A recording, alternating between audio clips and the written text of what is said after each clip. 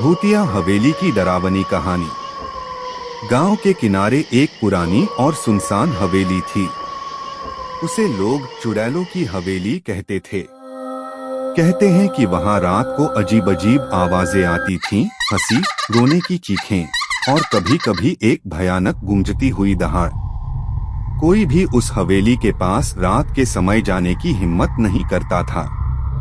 एक बार गांव के 3 दोस्त रवि, अर्जुन और पवन ने हिम्मत जुटाई कि वे इस रहस्य को सुलझाएंगे।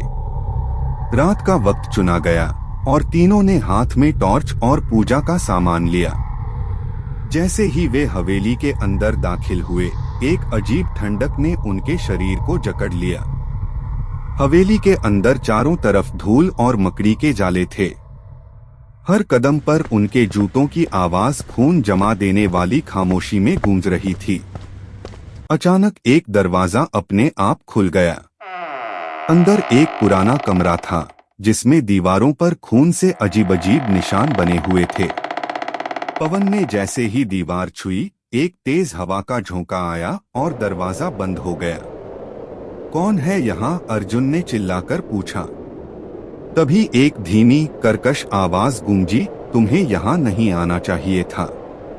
तीनों ने पीछे मुड़कर देखा और उनकी आंखें चौड़ी रह गईं। सामने एक औरत खड़ी थी, सफेद साड़ी में, बाल बिखरे हुए और उसकी आंखें जलती हुई अंगारे जैसी लाल थीं।